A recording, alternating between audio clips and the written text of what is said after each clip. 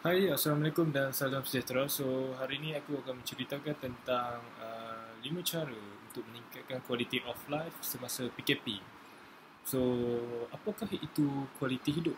So, mengikut World Health Organization, kualiti hidup ini dapat definisikan sebagai anggapan individu yang mengenai posisi kehidupan mereka. So, dalam konteks budaya dan sistem di mana ia berhubung rapat dengan matlamat, jangkaan, tahap dan beban. So, ada yang mengatakan kesejahteraan hidup ini merupakan sesuatu perkara yang menyebabkan seseorang itu merasa seronok, bahagia dan merasakan hidupnya lebih bermakna. So, ada juga terdapat buku yang mengatakan ataupun menghuraikan kesejahteraan hidup ini pada hakikatnya adalah usaha untuk mengatasi masalah dan meningkatkan kualiti hidup manusia sehingga mereka berada dalam keadaan yang hidup yang lebih selamat, sihat dan selesa, baik secara fizikal ataupun psikologi. So, konteks kesejahteraan hidup ataupun kualiti hidup ini bukan semata-mata diukur dengan penilaian material sahaja seperti pemilikan rumah, pemilikan kenderaan, taraf pendidikan yang tinggi, tetapi juga ianya merangkumi aspek-aspek tidak berbentuk material seperti perasaan, kasih sayang, kemesraan, rasa belas kasihan antara individu dan sentiasa berlapang dada. So, pandangan bahawa kualiti hidup ini dia mempunyai beberapa konsep ataupun isu yang boleh dikenal pasti, boleh dikenal pasti dan dibahagikan beberapa kategori. So, dia terdapat 5 kategori, iaitu yang pertama adalah keupayaan untuk hidup dalam kehidupan yang biasa. Yang kedua adalah kegembiraan atau kepuasan. So, yang ketiga adalah pencapaian ke arah matlamat. So, yang keempat adalah keupayaan untuk mendorong ke arah kehidupan sosial yang lebih berguna. Dan yang terakhir ataupun yang kelima adalah kemampuan fizikal dan mental. So, secara kesimpulannya ataupun secara keseluruhannya dalam kualiti hidup ini, so kualiti hidup ini meliputi segala keperluan hidup manusia dalam aspek kepuasan terhadap kebendaan, kesihatan, pendidikan, keselamatan, kepuasan, keselesaan, tempat tinggal dan persekitaran yang bersih dan sanitasi yang baik dan masyarakat yang bebas daripada permasalahan dan juga keseronokan kenikmatan dari segi estetika dan kerohanian. So, saya akan jump to point untuk cara-cara untuk meningkatkan kualiti hidup semasa PKP. Sebelum itu, aku harap korang dapat menonton video ini sampai habis. Kerana video ini ataupun konten ini sangat membantu korang untuk membantu assignment korang untuk menyiapkan assignment korang mengenai kualiti hidup ini. So, aku akan memulakan point yang pertama aku. So, sebelum itu aku akan menceritakan tentang situasi yang semasa lah. So, pada 30 Januari 2020, Organisasi Kesihatan Dunia WHO secara rasminya mengumumkan wabak coronavirus 2019 telah merebak secara meluas menyebabkan situasi kecemasan terhadap kesihatan awam yang menjadi perhatian antarabangsa. Beberapa bulan kemudian dunia menghadapi krisis pandemik yang belum pernah terjadi sebelumnya, yang menunjukkan bahawa kemiskinan, kelaparan dan kesihatan yang buruk dan kekurangan air bersih dan sanitasi, pendidikan dan kerjasama global mendorong dalam krisis ini. So, untuk cara yang pertama adalah aku akan mengatasi kelaparan. So, dalam mengatasi kelaparan penduduk ni, so aku akan menggunakan teknologi yang sedia ada dalam negara kita. So, yang aku akan ceritakan tentang poin yang pertama ni. So, amaran keselamatan makanan global telah muncul setelah 1/3 dunia berada dalam keadaan lockdown. So, sistem makanan merangkumi semua pelbagai fasa pengeluaran makanan dari ladang hingga pembuatan. So, operasi pengedaran dan penyediaan penggunaan dan akhirnya pembuangan dan bahagian-bahagian yang terlibat seperti kemudahan input pertanian, persekitaran, penanaman, peruncit, perkapalan dan institusi. So, Malaysia sekarang ni memiliki kesempatan untuk mendorong kegiatan dan solusi yang diusulkan oleh industri 4.0. So, untuk menyelesaikan masalah kehilangan makanan dan sisa-sisa makanan. khususnya ICT, aplikasi Sistem Internet of Things IoT dan Big Data dan teknologi buatan dapat digunakan untuk menangkap data untuk meningkatkan hubungan antara pengeluar dan pengguna mempermudahkan pengagihan semula makanan. So dengan teknologi-teknologi ini dapat membantu kita mengurangkan kesifaran kelaparan. So maksudnya kita boleh mencegah penduduk kita tiada makanan, so lapar, terpaksa mengemis. So kita dapat mengelakkan masalah ini terus berlaku. So seterusnya adalah aplikasi data dan dapat digunakan untuk menghubungkan petani dan pembekal dengan pasaran dan mendapatkan tindak balas yang lebih tepat jika terdapat perubahan permintaan. So begitu juga semasa pengendalian di ladang untuk penyimpanan dan pengangkutan makanan. ICT juga dapat dimanfaatkan. So jangka hayat produk segar dapat ditingkatkan dengan meminimumkan kelewatan dan pengangkutan barang import di pintu keluar dan masuk. So kenderaan tanpa wayar dan drone juga boleh digunakan dalam pertanian yang diusulkan untuk meminimumkan interaksi manusia dalam pertanian. So juga dapat dikesan oleh dalam penggunaan ICT. So pemusatan aliran nilai adalah kaedah yang lain untuk memastikan pengurusan rantaian bekalan yang betul dari ladang untuk pengesanan semua makanan. So secara kesimpulannya, untuk poin yang pertama aku ni, kita boleh menggunakan ataupun memanfaatkan teknologi dan ICT ini untuk membanteras kemiskinan ataupun bukan kemiskinan ataupun yang lebih tepat adalah isu kelaparan, agar no one left behind, agar satu penduduk pun tidak tertinggal untuk mendapat makanan yang lebih selamat dan sebagainya. So poin yang seterusnya adalah air bersih dan sanitasi. So di seluruh dunia, beberapa saintis dan perancang berharap wabak itu dapat diberhentikan pada musim panas dengan jangka air kapasiti penularan virus yang lebih rendah. So walaupun begitu, tingkah laku penularan virus bermusim yang diramalkan pada bulan-bulan musim panas, Malaysia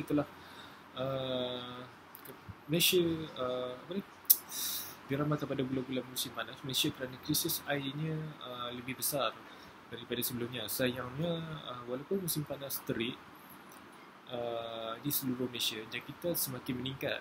So ini bertepatan dengan tekanan yang melampau pada air minuman yang muncul di dalam bahagian dunia. So pusat pertumbuhan lestari adalah akses kepada air minuman dan sanitasi yang bersih.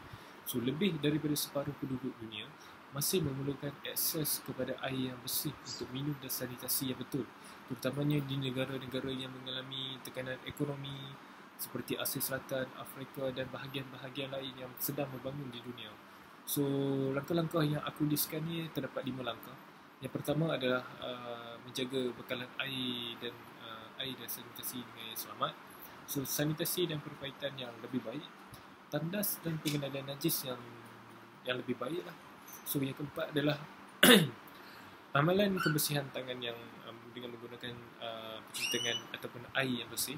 So pembersihan persekitaran dobi. So dimasukkan poin yang sini adalah untuk kita menggalakkan dobi menggunakan air ataupun mengakseskan air ke dobi ini menggunakan air yang bersih.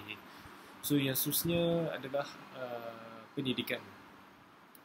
Pembelajaran aktif dapat mempertingkatkan pemikiran dan tindak balas pelajar. So di dalam proses perbendungan COVID-19 ini, sekolah dan institusi pendidikan khususnya melalui fasa sukar yang tidak dapat dijangka berlaku. So dapat kita lihat penutupan dan penangguhan sesi pembelajaran terhadap seluruh sektor pendidikan ini memberikan kesan terhadap ekonomi dunia dan pengurusan induk negara. So kelemahan dan kesilapan ini berlaku pada peringkat awal PKP. Akibatnya adalah keputusannya amat tergesa-gesa. So perkara ini berlanjutan sehingga 4-5 bulan. So di Malaysia ini jumlah kes kumulatif tidak stabil dan juga tidak terjamin, yang perlu memberi cakna ataupun usaha lagi kepada kerajaan dan masyarakat untuk membendung kes-kes ini. So berikut adalah cara-cara yang aku telah senaraikan di bawah untuk korang untuk kaji, untuk menilai dan untuk memberi pendapat di ruang komen. So yang pertama adalah pengurusan jadual pembelajaran. So pengurusan jadual pembelajaran ini adalah merupakan perjumpaan berkala dan tersusun. Yang dimasukkan sini, jika okeylah sebagai contoh lah, murid tahun 1 dan tahun 3 digalakkan untuk pergi sekolah ke waktu pagi. So murid darjah 4 hingga darjah 6 mereka digalakkan untuk bersekolah di waktu petang. So di sini kita boleh memanfaatkan jumlah kelas yang di waktu pagi, kerana darjah 4 dan darjah 6 memasuki kelas pada waktu petang. So di situ kita boleh manfaatkan ruang kelas untuk dapat lebih banyak ruang. So di situ kita boleh menggunakan social distancing, and then kita pun boleh menyusun pelajar-pelajar ini dalam keadaan yang tidak sesak dan crowded. So yang seterusnya adalah sistem sokongan pembelajaran dari rumah. So yang kita untuk pelajar-pelajar sekolah menengah, sekolah menengah dan universiti sekarang ni telah mengembangkan pembelajaran secara online learning, mood learning, centered learning dan sebagainya untuk mendapatkan akses pendidikan semasa di rumah. So di sini tidak menjadi isu untuk pelajar-pelajar tidak mendapat ketinggalan dari segi pendidikan dan sebagainya. So hanya mungkin mempunyai isu pelajar-pelajar yang mengalami masalah akses internet, kelengkapan untuk belajar seperti komputer, smartphone dan sebagainya. So saya harap kerajaan akan ataupun kerajaan di negara masing-masing ataupun negeri-negeri masing-masing untuk membantu pelajar-pelajar yang ketinggalan ini untuk memenuhi segala kelemahan dan kekurangan yang terdapat kepada pelajar untuk mendapat pendidikan yang lebih baik. So yang ketiga adalah peranan guru dan ibu bapa. So peranan guru dan ibu bapa ni adalah sangat penting untuk menggalakkan pelajar untuk mendapatkan pendidikan yang baik. So macam so guru-guru dan ibu bapa perlulah menjadikan kelengkapan yang sebaiknya untuk menggalakkan pelajar untuk mendapatkan pendidikan yang baik semasa PKP ini. So yang poin yang seterusnya adalah persekitaran bandar dan masyarakat yang lebih lestari. Keadaan hanya bertambah buruk kerana pandemik COVID-19 ini menyebabkan penguncian, iaitu telah mengasingkan orang dan membuat mereka tidak bekerja. So kehilangan pendapatan dan ketidakpastian kesinambungan pekerjaan menyebabkan tekanan dan kegelisahan, manakala pekerja migran yang keluar di jalanan memprotes kekurangan pengangkutan untuk menghubungi keluarga mereka di negeri luar. So kekurangan makanan adalah dilema yang paling besar lah, bersama dengan kehilangan tempat tinggal serta masyarakat yang tidak mempunyai wang untuk membeli ataupun membeli rumah atau membayar sewa. Ini mengakibatkan lebih banyak orang terkena virus, memberikan peluang untuk semua dengan akses perkhidmatan asas, tenaga, perumahan, pengangkutan dan banyak lagi. So berikut adalah dua cara yang aku sentuh dalam poin yang keempat aku ini. So yang pertama adalah ruang awam yang selamat dan lestari. Apa yang dimaksudkan ruang awam yang selamat dan lestari ini adalah ruang awam yang aman untuk masyarakat hidup yang lebih aman, tenteram, tiada permasalahan. Sebagai contoh yang berlaku di luar negara, contohnya di Eropah ataupun di UK, banyak perhimpunan provokasi dan perhimpunan yang tidak aman lah, seperti perhimpunan yang Donald Trump, yang melibatkan Donald Trump, politik. Itu semua mengakibatkan masyarakat kita di sekeliling duduk rapat dalam satu perhimpunan, mengakibatkan social distancing tu tak ada. So ini akan menyebabkan kes-kes akan semakin meningkat. So yang kedua adalah pengangkutan awam yang lebih selamat dan lestari. So yang dimaksudkan pengangkutan awam yang selamat dan lestari ini adalah pengangkutan awam yang mempunyai kapasiti penduduk yang kita boleh dikurangkan untuk, macam contohnya satu seat mempunyai penduduk dan sebelah seat adalah tidak mempunyai penduduk, dan satu seat selang sebelahannya ada penduduk. So kita boleh kita ada gap lah untuk mengamalkan social distancing dalam pengangkutan awam.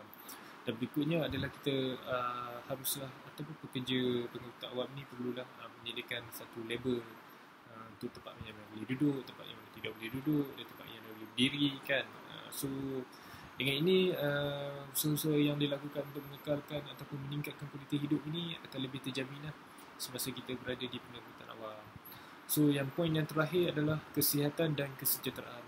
Memandangkan kerajaan kini melaksanakan perancangannya, termasuklah Perintah Kawalan Pergerakan untuk membendung wabak virus ini, kerajaan juga telah mengambil tindakan tegas untuk melindungi orang ramai. So semua masyarakat di Malaysia mengikuti nasihat daripada kerajaan dan pihak berkuasa kesihatan dan secara proaktif melaksanakan pelbagai langkah berjaga-jaga.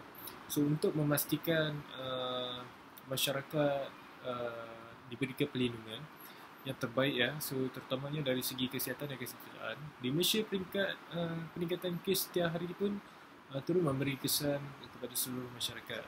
So sehubungan dengan itu, semua masyarakat haruslah turut mengambil peranan dan menghentikan penurunan wabak ini. So berikut adalah aku menyarankan beberapa pendekatan ataupun langkah untuk menolong masyarakat ni, terutamanya dari segi kesihatan dan kesejahteraan dalam menangani COVID-19.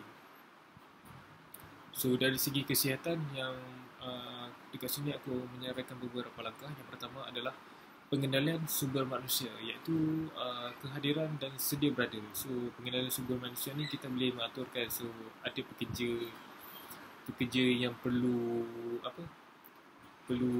tidak datang kerja, boleh buat kerja di rumah, atau pekerja yang sangat perlukan berada di office, so terpaksalah diletakkan di office. So kita boleh mengendalikan mereka supaya kita tidak ruang office tu tidak merasa crowded dan mempunyai social distancing yang baik. So yang kedua adalah memeriksa dan mengemaskini keadaan diri dan kaki tangan setiap hari. So inilah benda paling basic Sebelum masuk office, kita scan suhu dan mengambil rekod kesihatan suhu dan sebagainya, dan disimpan rekodnya dengan sebaiknya. So yang ketiga adalah lindungi pesakit dan kaki tangan pekerja. So lindungi pesakit dan kaki tangan pekerja ini adalah untuk pesakit-pesakit yang mempunyai simptom-simptom kes positif atau penyakit-penyakit kronik. So kita haruslah memberi penjagaan yang sebaiknya kepada mereka. So yang keempat adalah pengurusan kehendak pesakit dan mendidik orang awam. So di sini kita boleh mendidik orang awam kita supaya kita mengamalkan cuci tangan, menggunakan mask, menggunakan hand sanitizer, menggunakan social distancing. So melalui semua perkara-perkara itu kita boleh menghebahkan perkara-perkara yang rasmi ataupun info-info yang rasmi daripada MKN ataupun KKN. So yang seterusnya adalah pencegahan dan kawalan jangkitan bagi premis waktu perniagaan. So kalau di sini, poin di sini untuk apabila kita untuk mencegah dan kawalan jangkitan di premis, kita boleh menggunakan hand sanitizer untuk sanitize seluruh office, dan untuk mengawal kita boleh menggunakan labeling di mana tempat duduk, di mana tempat tak boleh duduk, dan sebagainya. So yang seterusnya adalah penjarakan social distancing. So perkara ini kita kena selalu amalkanlah di mana-mana yang kita berada, so agar kita boleh agar kita tidak terjangkiti oleh virus ini. So yang seterusnya adalah sediakan hand sanitizer di kawasan yang strategik ataupun di dalam premis, sepertinya di hadapan kaunter untuk penggunaan kaki tangan dan pengunjung. Dan yang terakhir sekali adalah menggalakkan penggunaan e-wallet ataupun kad kredit untuk mengurangkan pertukaran wang kertas. So yang dimasukkan ini adalah untuk mengelakkan kesentuhan. So yang seterusnya adalah poin yang seterusnya adalah kesejahteraan. So dalam di sini kesejahteraan adalah perkara yang ada di dalam quality of life. So untuk langkah-langkah utama adalah akses ke perkhidmatan kesihatan. So untuk meningkatkan quality of life, so kita kenalah untuk meningkatkan akses ke perkhidmatan kesihatan. Contohnya kita perlu menyediakan perkhidmatan awam ataupun menyediakan pusat-pusat kesihatan secara berpusat dan sebagainya lah. So yang poin seterusnya adalah perumahan dan makanan. So perkara ini adalah penting untuk kita untuk mengelak daripada berlaku wabak penyakit ini terus merebak. So macam sebagai contoh, jika ada gelandangan dan orang-orang susahnya tidur rumah, so kita perlu meletakkan golongan ini ke tempat yang ada perlindungan ataupun perumahan yang sementara. Untuk makanan pula juga pun kita boleh mengagihkan kepada orang-orang yang tidak berkemampuan, orang yang susah, orang yang tidak gelandangan dan sebagainya. So yang ketiga adalah leaving no one behind. So kesejahteraan ini amat sinonim dengan perkara untuk mencapai satu kata sepakat untuk masyarakat yang sejahtera. So kita tak boleh tinggal seorang pun yang merasa susah semasa PKP ni. So kita kenalah banyak membantu kepada golongan ni. So yang khususnya adalah maklumat dan penyertaan. Apabila yang dimasukkan maklumat dan penyertaan ini adalah sinonimu dengan kerajaan lah. Kerajaan perlu menyediakan maklumat yang tepat. Contohnya KKM perlu menyampaikan maklumat yang tepat dan nasihat yang baik kepada penduduk. So MKN juga perlu menyediakan SOP untuk agar dapat mengawal wabak ini lebih baik. So yang seterusnya adalah stigma, xenofobia dan perkauman. So apa yang akan dimasukkan dengan poin-poin ini adalah untuk kita mengelak segala bantuan-bantuan yang diberikan haruslah tidak diberi secara mengikut kaum. So poin di sini adalah kita kena beri semua sama rata. So yang seterusnya adalah privacy. So privacy ni lebih sinonim dengan pesakit lah. Apabila pesakit COVID-19 ini, so kita perlulah mengekalkan rekod secara rahsia. So tak boleh terdedah kepada masyarakat yang lain. So untuk menghormati ataupun menjaga aib lah pesakit, so agar pesakit tidak mengalami distress, tekanan dan sebagainya. So yang terakhir adalah air bersih, sanitasi dan kebersihan. So kesejahteraan ini kesejahteraan masyarakat ini adalah sangat perlu, sangat berkaitan dengan air bersih, sanitasi dan kebersihan. Apabila air bersih, sanitasi dan kebersihan ini semakin baik, so wabak penyakit COVID-19 ini dapat dicegah. So kita dapat mengurangkan kes COVID-19 ini terus berlaku. Secara kesimpulannya, kualiti hidup ini bukan sahaja merangkumi pembangunan ekonomi, malahan juga melibatkan pelbagai aspek yang lain dan tidak dapat dipisahkan seperti aspek sosial, psikologi, kebudayaan, politik dan alam sekitar. Namun begitu, aspek yang paling utama dalam memberi kehidupan yang berkualiti kepada manusia mengandungi 4 perkara, iaitu politik, ekonomi, sosial dan pendidikan. So, kehidupan mengubah setiap perkara dan setiap perwatakan sama ada melibatkan kematian ataupun kehidupan. So, kehidupan menunjukkan kepada setiap perkara yang hidup, proses kehidupan serta sifat dalam persekitaran. So, apabila berbicara mengenai kualiti hidup, perkara penting yang selalu bermain di fikiran adalah persoalan. Adakah kita bercakap mengenai kualiti hidup seseorang ataupun kualiti sesebuah negara? So, persoalan yang lain seperti apakah peringkat kualiti hidup yang tertinggi? Siapakah yang tanggungjawab dalam meningkatkan kualiti hidup itu sendiri? So, apakah yang terkandung dalam perkataan kualiti hidup itu sendiri? So, adakah ia perlu merangkumi kesihatan yang baik atau kekayaan yang melimpah ruah, kekuasaan yang tinggi, kecantikan dan kepandaian? So, di sinilah adalah sebanyak persoalan tentang kualiti hidup. So, aku harap korang dapat manfaatkan video tentang 5 cara untuk meningkatkan kualiti hidup semasa PKP. So, aku harap korang akan sentiasa selamat, sentiasa di bawah perlindungan Allah SWT. So, terima kasih kerana menonton video aku pada hari ini. So, aku harap jangan korang lupa subscribe video ini dan share kepada kawan-kawan korang. So, sekian, terima kasih. Assalamualaikum and bye-bye.